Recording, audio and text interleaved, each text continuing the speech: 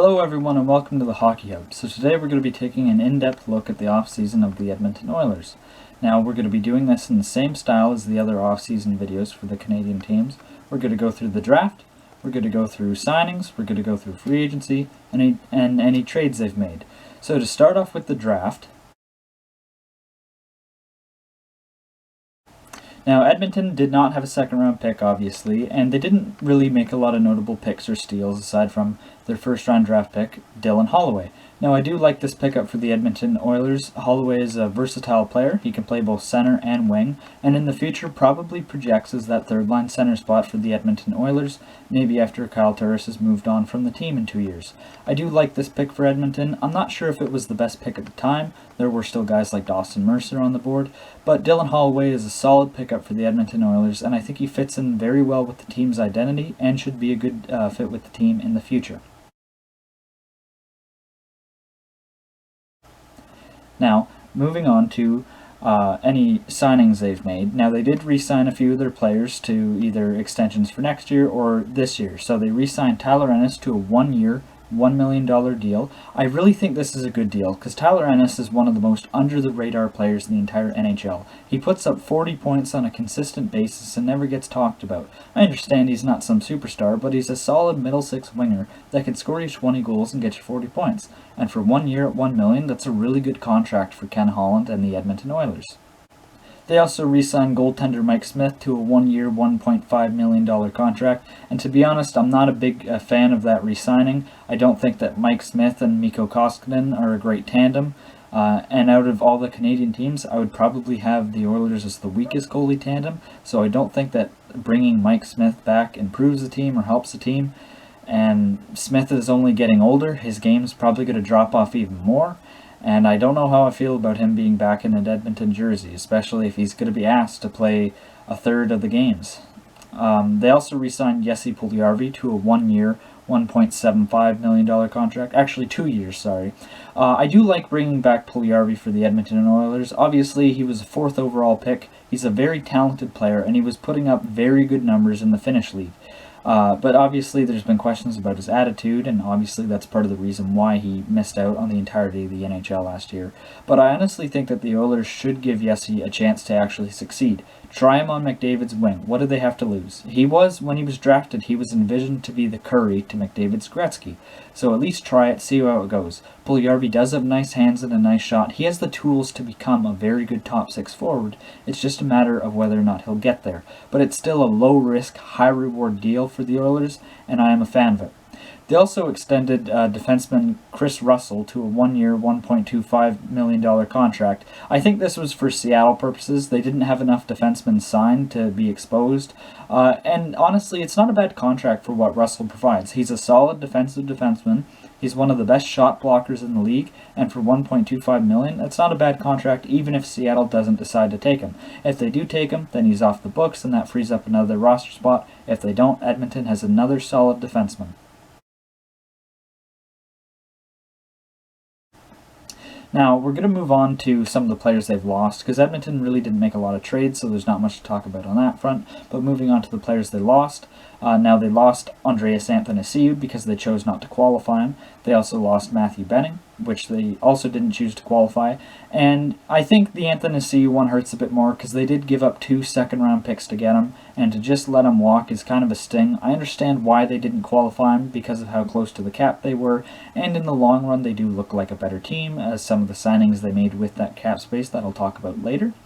But letting Athanasiou walk isn't necessarily the best look. Then obviously they let Benning walk. They also let Riley Sheahan walk, which, I mean, Sheahan, Turris kind of replaces him, so I don't think that losing Sheahan is a big deal, but he was a solid 4th-line center for them, so, it's still a loss either way. And an interesting loss that I want to talk about is the potential loss of Oscar Klefbom. Now, Klefbom could potentially miss the entire season due to injury, and that is definitely a big loss for the Edmonton Oilers. He is their #1 blue liner, in my opinion. Obviously, he's great on the power play, and he's not the best defensive defenseman, but he is a prolific offensive defenseman, and he does fit in very well with the Oilers system, and losing him does hurt. I get that Klefbom probably isn't a true number one defenseman, but he is the best that Edmonton has, and losing him, it's definitely going to have an impact on their team. Guys like Darnell Nurse, Ethan Bear, and Caleb Jones are probably going to be asked to do more, so it's going to be interesting to see how Edmonton is going to deal with that. But moving over into the additions, we see how they have kind of made up for some of those losses. Now, they did sign Tyson Barrie to a 1-year, $3.75 million contract. I really like this deal for the Edmonton Oilers. It does help soften the blow of losing Oscar Klefbom, only from an offensive standpoint. Obviously, Tyson Barrie is not a good defensive defenseman at all. He does not play well in his own end, and I would go as far to say he's one of the worst defensemen in the league in his own end, but no one can deny his offensive capabilities. Even in a down season in Toronto, he scored nearly 40 points. So I really think Tyson Barrie is going to fit in well as the power play quarterback. He's not going to be asked to do too much, and it's also not a long-term deal. It's not even an expensive deal. It's a very low-risk, high-reward, like a lot of the contracts that Edmonton signed. So I think Barrie should fit in well, and maybe he will get an extension. Maybe he will stick around as an Edmonton Oiler. But even if it's only for 1 year to make up for what they're losing in Klefbom, I think it's smart work by Ken Holland. Another very smart contract I think they signed was signing Kyle Turris to a 2-year, $1.65 million deal. I really like this signing for the Edmonton Oilers. Turris just wasn't a good fit in Nashville. Their style of play didn't necessarily mesh with Turris' style of play. I do think that Edmonton is a much better fit for him. He's a really good third-line center, and he will fit in as the third-line center behind McDavid and either Nugent Hopkins or Draisaitl. So that does give Edmonton a solidified third-line center that could get 30 or maybe even 40 points. I would imagine Turris will probably get some power play time. People forget just how good he was in Ottawa.